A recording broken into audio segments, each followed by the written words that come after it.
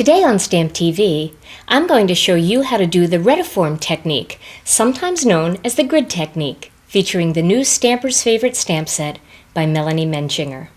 Let me show you the tools and products you're going to need to do this technique.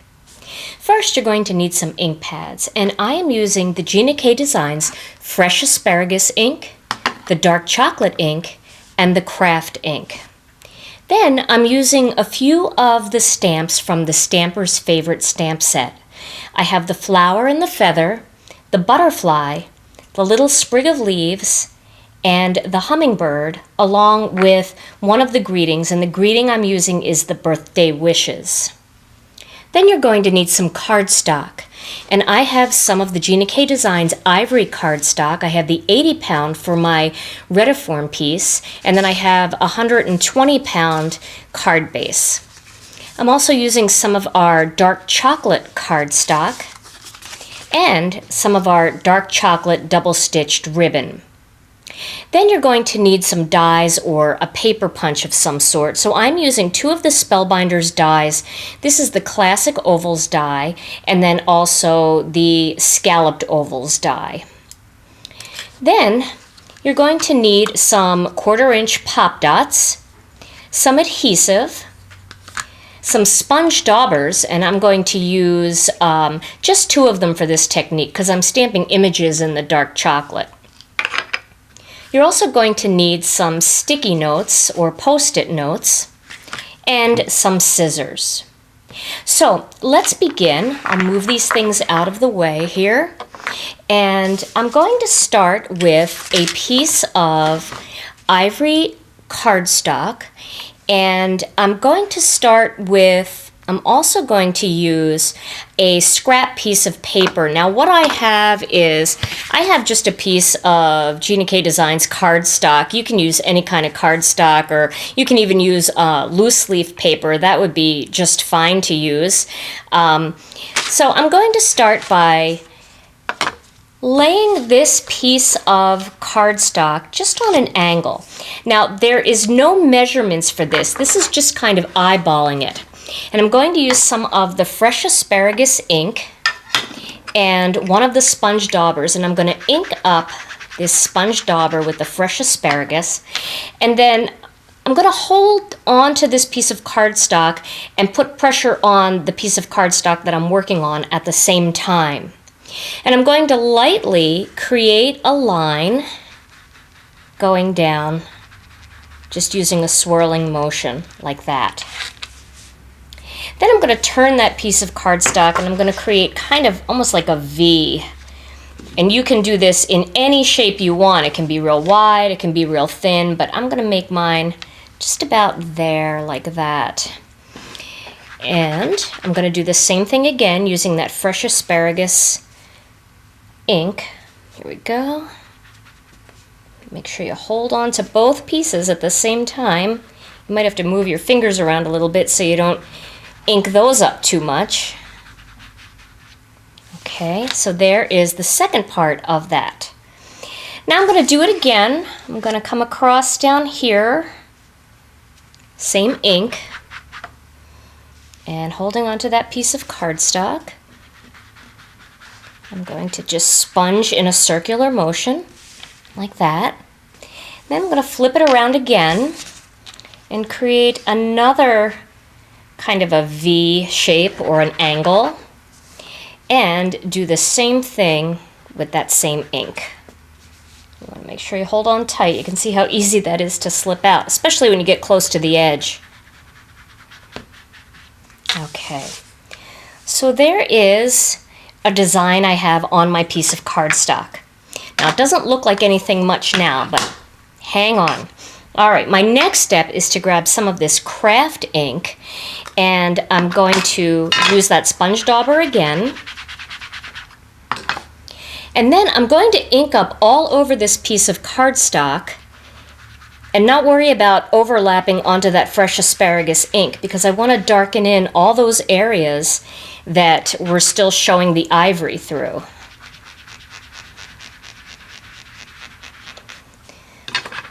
And a little bit more.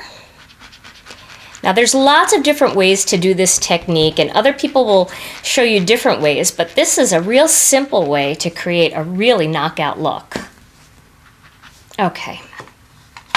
So now I'm going to give that just a second to dry. Even though it's dye ink, when you saturate any piece of cardstock with that much ink, you will get kind of an, it'll take just a couple minutes for it to completely dry. So we'll just put this aside, and then I'm going to grab another piece of ivory cardstock, and I'm going to take that greeting, that birthday wishes greeting, and grab some of this dark chocolate ink, and then I'm going to stamp that right about here, like that. Then I'm going to grab the Cuttlebug, and I'm going to use an A and a B plate, like that, and put that birthday wishes up there. And then I'm going to use that oval die, and you want to make sure you line it up nicely. Then I'm going to use the C plate, and I'm going to cut that out.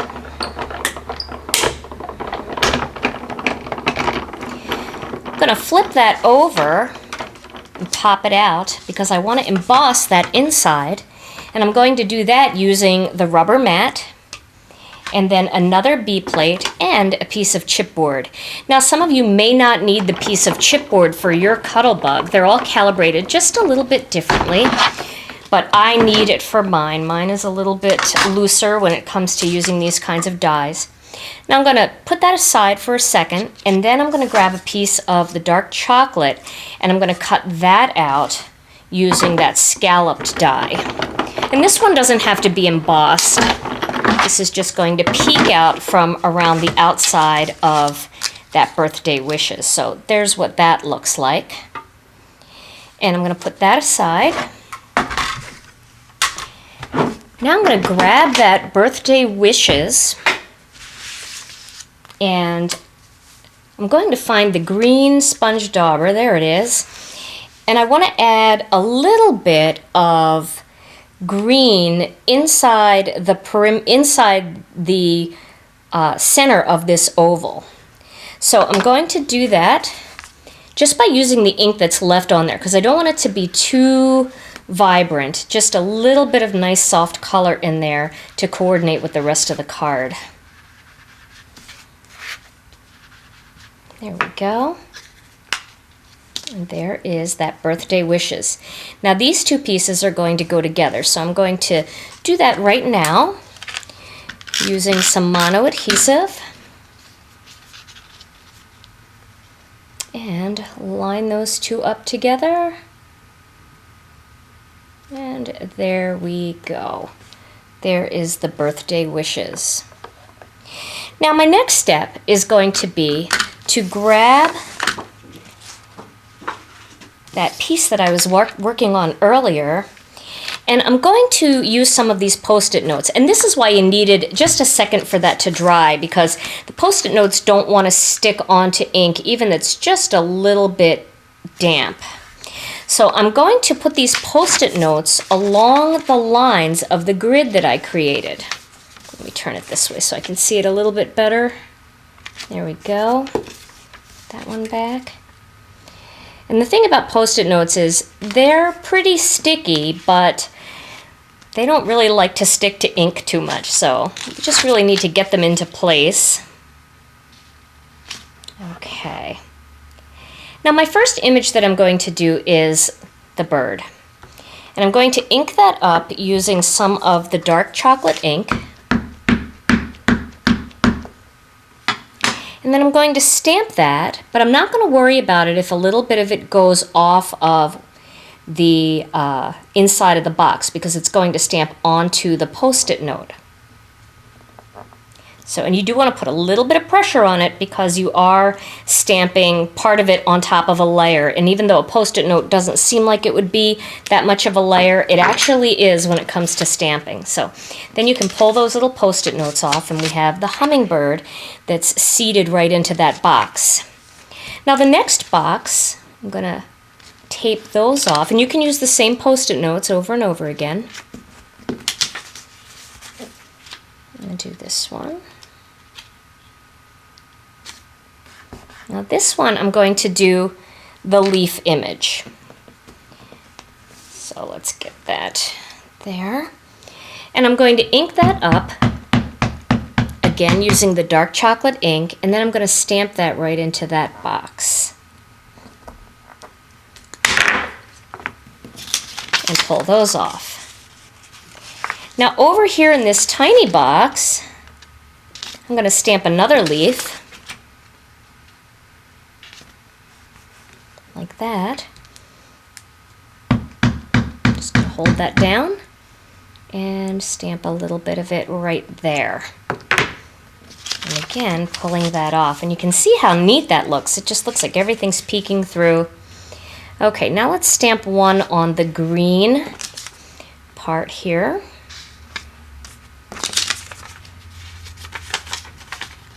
There we go. Now this one is going to be this flower. So I'll ink up the flower and I will stamp that. And when you pull these off, you can see how the flower then is just peeking outside of that box. Isn't this pretty? Okay. Let's go in the inside here. We're going to need an extra post-it note for this one. This one should definitely be the butterfly. That is probably, other than the feather, the biggest image. So we'll ink up this butterfly. And we'll stamp that right about there. And again, with the bigger stamp, you want to make sure that you put a little bit of extra pressure. And then peel those off. Now I'm going to continue to do that. I think I will put some more flowers over here. This is also a really fun technique to do with background stamps, if you have any background stamps. Now for this one, because it's a bigger area, I'm going to stamp the flower more than once. So I'll stamp it here. I'll stamp it here. And I'll stamp it over here. There.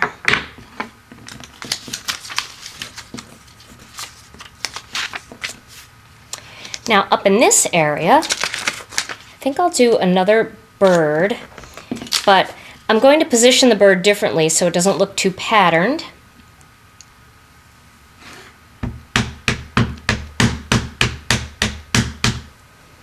And we'll just have that coming in like this. So it's just a little piece. And then here I'm going to do the feather along the side here, since this is kind of a nice long, lean box. We'll grab that feather stamp and ink that up.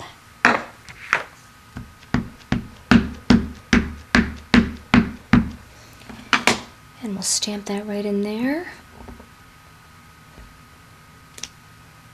And don't worry, if some of it's a little bit shallow, it's just fine. In fact, what you can do is, if you stamp something and it didn't stamp perfect the way you wanted it, then you can also bring in another image. So here I'll bring in the flower image on that, as if the flower was kind of hiding some of that feather.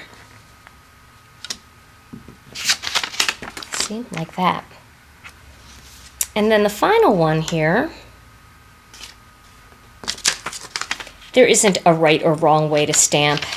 Really, it's all about just trying stuff and being creative, and sometimes it works and sometimes it doesn't, but all of your cards are always from the heart, and that's what really matters.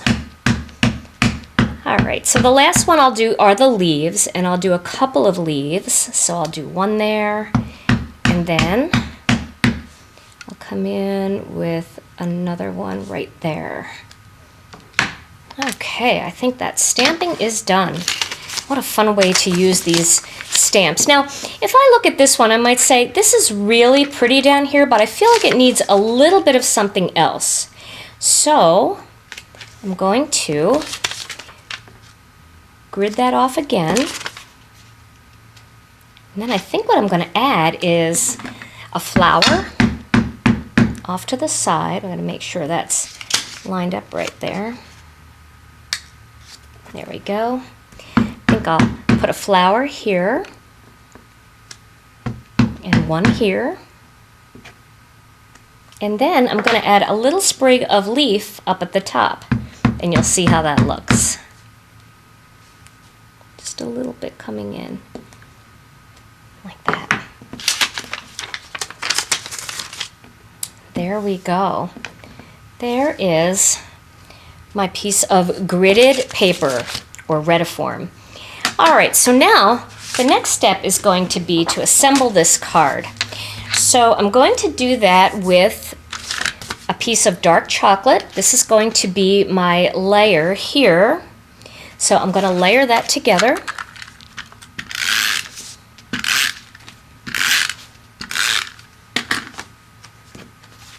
And again, because you're moving the images around so much and turning them in different directions, there's no top or bottom. You can just kind of look at it and say, I think I'd like this part to be up at the top or this part to be down at the bottom. And then you can kind of do it any way that you feel it looks best. So now I'm going to add a little bit of ribbon in the center here. I think I can cut a little piece of this off. And I'm going to wrap that right around using some mono adhesive on the back.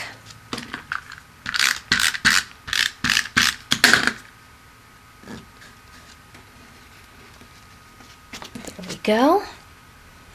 And then this whole piece is going to go on top of an ivory card base. So I will add that right now.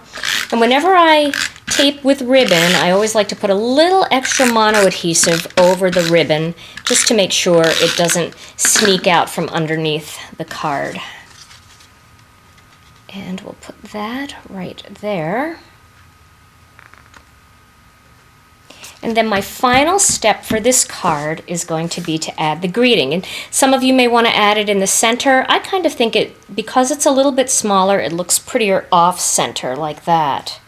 So I think I'm going to do that. And I will use some pop dots for that.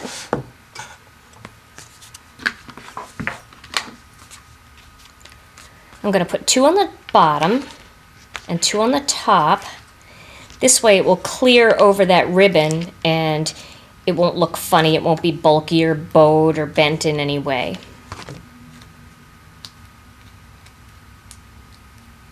And this piece will go right about